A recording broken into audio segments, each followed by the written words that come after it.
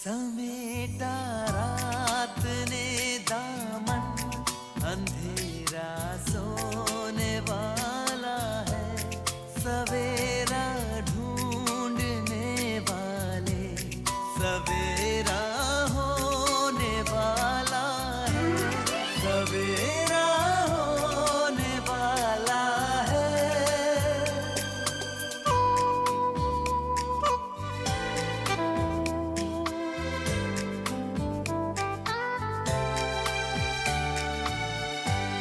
खुशी छलकाएंगी किरणें, खुशी बरसाएंगी किरणें, तेरे गम की सियाही को उजाला धोने वाला है, सवेरा होने वाला है, सवेरा।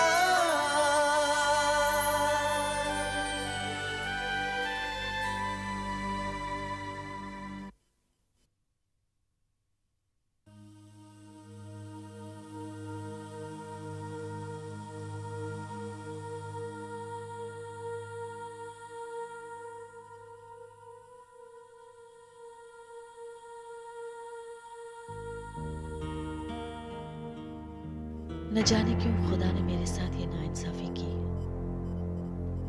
बचपन में ही ये तस्वीर तसव्वुर बनकर रह गई। कितने हिस्सों में बांट दिया इसे तकदीर ने, और जो एक बार बंटकर इसके टुकड़े हुए तो फिर कभी ये जुड़ नहीं पाई। जिस साल की ये तस्वीर है, उसी साल अम्मी अब्बू से हमेशा के लिए अलग होकर मुंबई चली आई थी। अब्बू ने मुझे अपने पास रोक लिया। सारा बचपन अम्मी के लिए तड़पते हुए गुजर गया।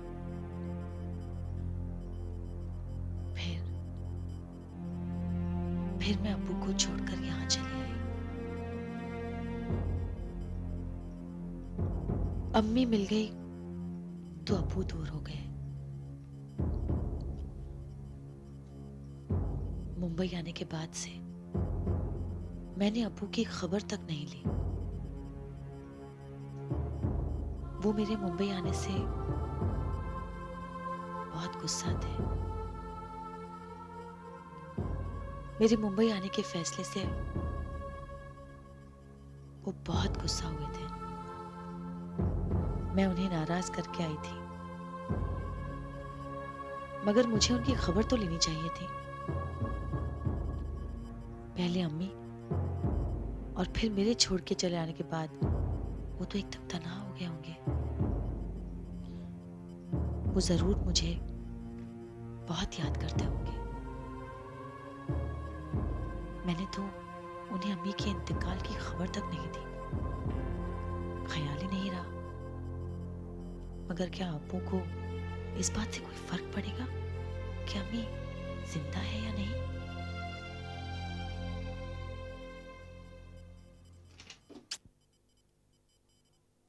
मत लाओ उस औरत का नाम मेरे सामने अपनी जबान पर। अरे मेरे लिए तो वो उसी रोज मर गई थी जिस रोज उसने ये घर और मुझे छोड़ा था। मुझे उसके ख्याल से भी परहेज है। अब्बू, आखिरकार वो मेरी अम्मी है। तेरी अम्मी होने का कौन सा फर्ज अदा किया है उसने? इतने वर्षों में कभी पलटकर उसने देखा भी कि हम जिंदा हैं या मर गए? अदाकारा बनने का शौक उसके दिल दिमाग पर इस तरह छा गया कि उसने सारे रिश्ते नातों को तोड़ दिया।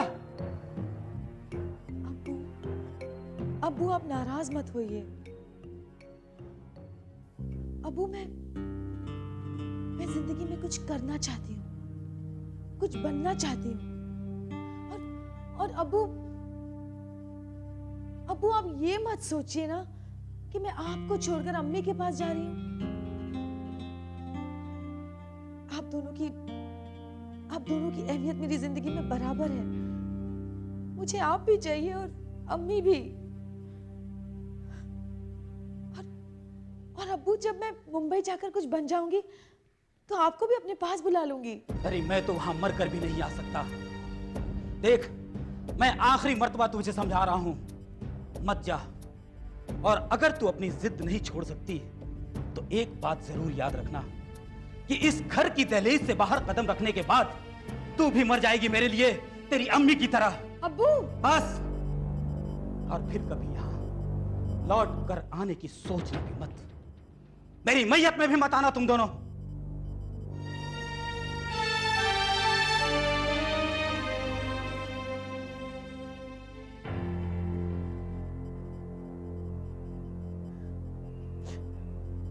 मैं जानती हूँ अब्बू, आपने उस दिन जो कुछ भी कहा था गुस्से में कहा था। आप मुझे कितना चाहते हैं ये मुझे अच्छी तरह से मालूम है। अब्बू, आप जितने अकेले वहां पर हैं उतनी ही अकेली मैं यहाँ पर हूँ।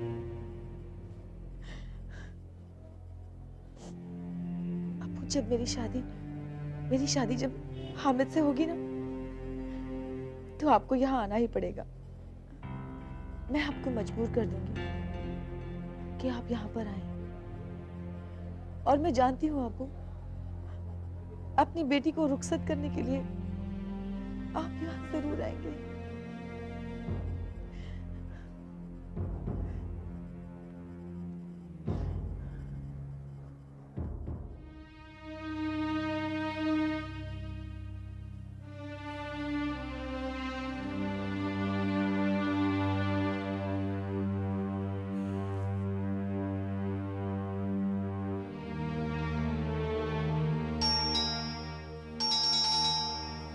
मैं देखता हूं।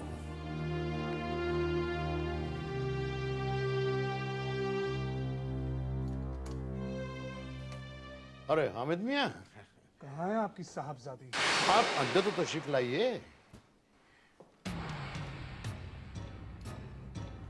आदाब जीजू। हामिद मियां तशरीफ रखिए। खामोश रहिए आप ही की तालीम और तरबियत का नतीजा है ये। Shut up! खबरदार जो तुमसे ऊंची आवाज में बात की तो आज से पहले तुमने अम्मी की शान में जो भी गुस्ताखी की वो मेरी बर्दाश्त की हदों में थी, लेकिन आज तुमने जो हिमाकत की है, जो तोहमत मेरी अम्मी पर लगाई है, उसके बाद तुमसे कोई भी रिश्ता रखना मेरे लिए गुनाह है। ऐसा मत कहिए हामिद अरे मियां। अम्मी पर ऐसा बेहुदा इल्जाम लगाने से पहले तुम्हारी जबान कटकर गिर क्यों नहीं गई? बहुत अफसोस हो रहा है मुझे, अपनी जिंदगी के इस फैसले पर बहुत अफसोस हो रहा है। तुमसे निकाह मेरी जिंदगी की सबसे अजीम गलती थी।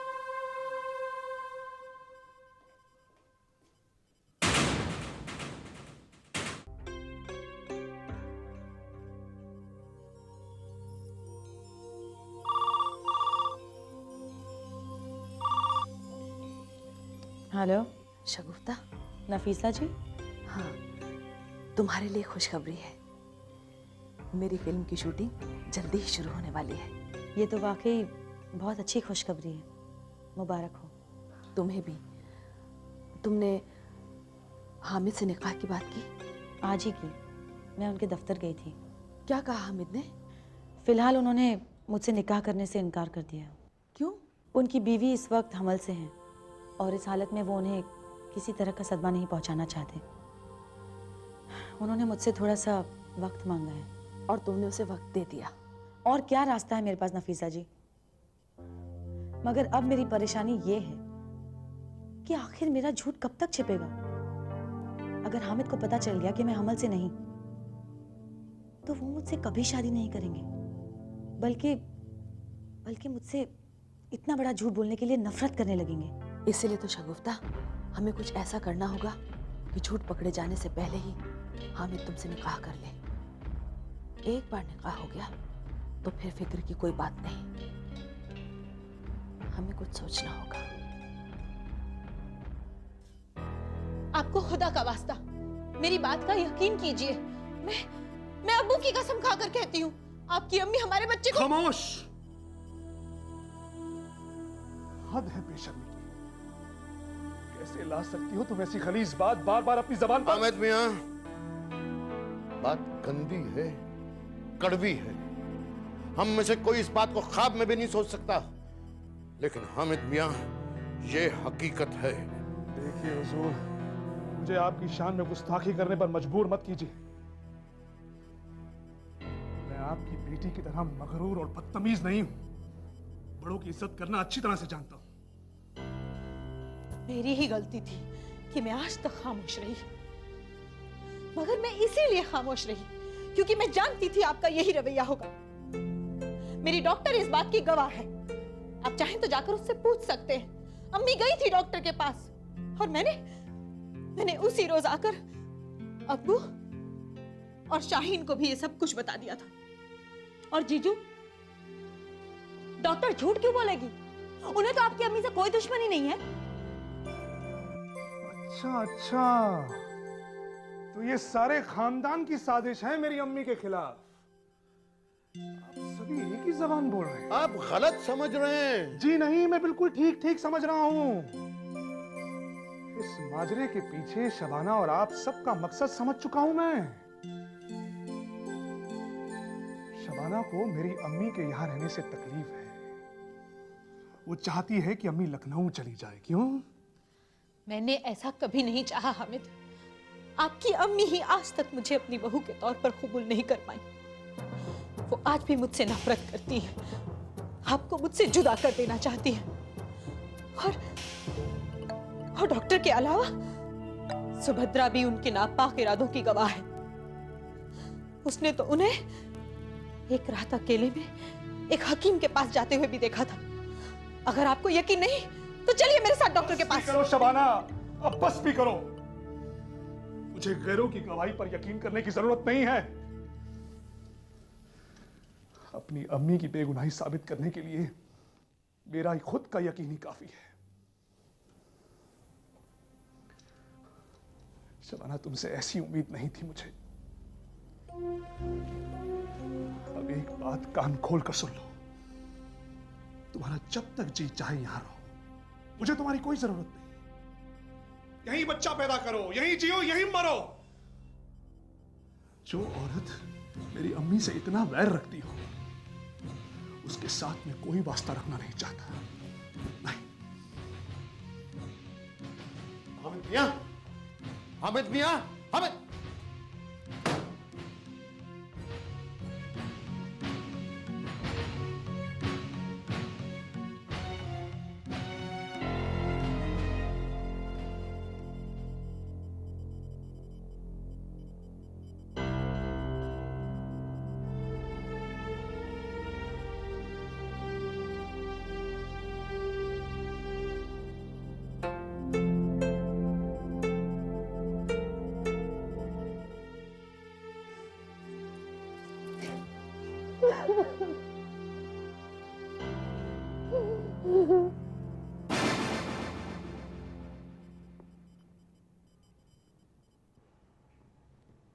आप कुछ खा क्यों नहीं रही अम्मी?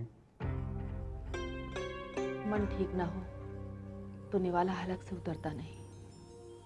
आप परेशान मत होइए अम्मी। खावा का अपने आप को तकलीफ क्यों दे रही हैं? तकलीफ तो है बेटा, और वो कम नहीं हो सकती। तेरे और शबाना के दरमियान जो कशीदगी आई है, उसकी जिम्मेदार मैं ही तो हूँ। ना मैं लखनऊ से यहाँ आकर इतने दिन टिकती और ना ये हालात पैदा होते। अम्मी, जो कुछ हुआ उसके लिए आप जिम्मेदार नहीं हैं। इसमें आपकी कोई गलती नहीं है। गलती तो है।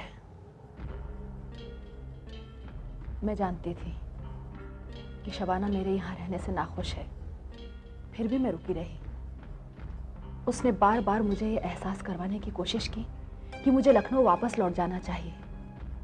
बावजूद इसके जब मैं नहीं गई तो बात उसकी बर्दाश्त के बाहर हो गई और उसने इस तरह मुझे जलील करके वापस भेजना चाहा। अफसोस तो मुझे इसी बात का है कि मैं रुकी क्यों रही। हामिद, तू मेरी बात मान बेटा, मुझे लखनऊ वापस जाने दे। शबाना को मायके से ले आ, उसे इस वक्त देखभाल की सख्त जरूरत है। नहीं अम्मी, शबाना अब इस घर में सिर्फ एक ही सूरत में आएगी, जब वो खुद आपसे माफी मांगेगी और ये कबूल करेगी कि उसने आप पर झूठा इल्जाम लगाया। और अगर वो ऐसा नहीं कर सकती तो वो अपनी बाकी की जिंदगी अपने मायके में गुजार सकती है। मुझे कोई जरूरत नहीं है उसकी।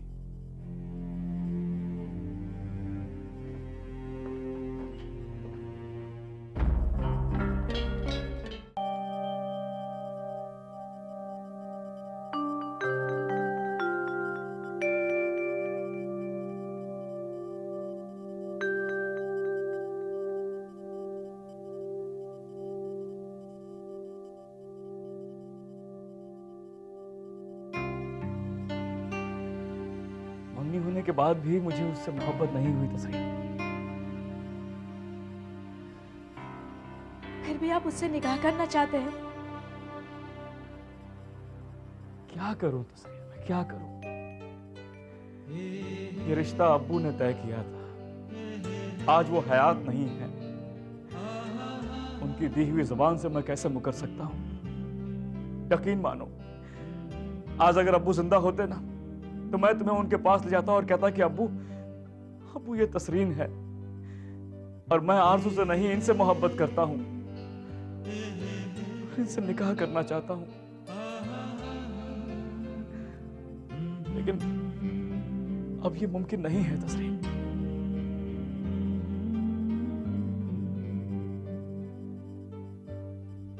या रब्बुल आलमीन, तू ही रहीम है, तू ही करीम है, सारे कायनात का मालिक भी तू है। तू अपने हर बंदे के दिल की बात जानता है। अपनी रहमत मुझ पर फरमा, मेरी दुआ कबूल फरमा, मेरे सारे बिगड़े काम बना। अकबर को मेरी जिंदगी में लौटा दे मौला, उसके बगैर मैं जी नहीं सकती, जी नहीं सकती।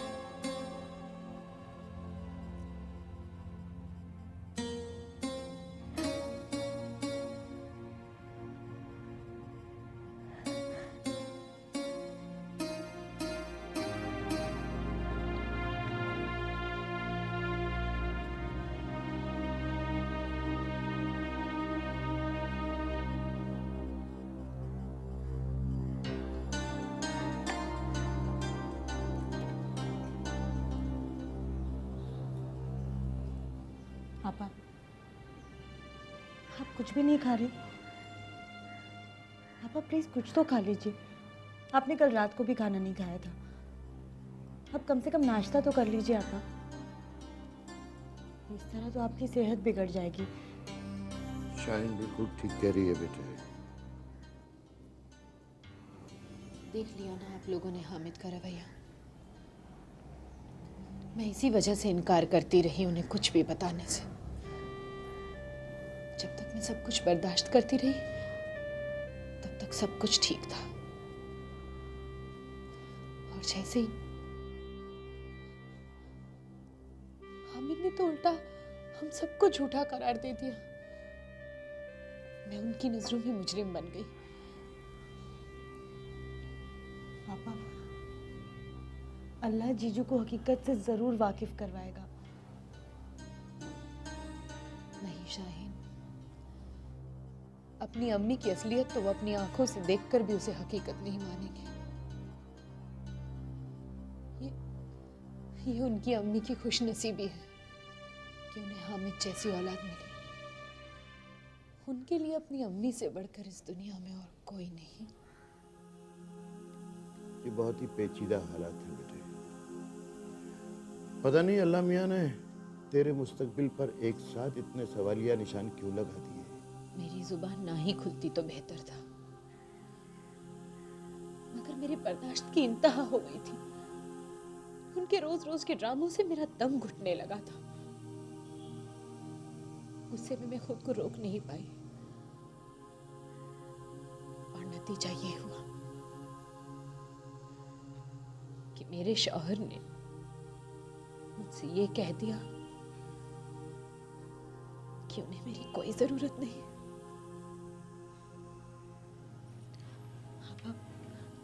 आप दिल छोटा मत कीजिए। मुमकिन है जो हुआ वो आपकी बेहतरी के लिए और बच्चे की सलामती के लिए हुआ हो। देखिए ना आप कम से कम इसी बहाने आप डिलीवरी तक यहाँ रह सकती हैं। हाँ बेटे, कम से कम तुझे हामिद की अम्मी की दिन रात की दहशत से निजात तो मिल गई, बच्चे की जिंदगी भी महफूज हो गई, डिलीवरी तक तू सुकून से तो रह सकेगी। हाँ आपा, और बच्चा पैदा होने के बाद सब कुछ ठीक हो जाएगा। नहीं शाहीन, कुछ भी ठीक नहीं होगा। आप लोगों को अंदाजा नहीं, उस घर और हामिद से इतने लंबे अरसे के लिए दूर रहने का मतलब है हामिद को हमेशा के लिए खो देना, और उस घर से अपने हक को भी।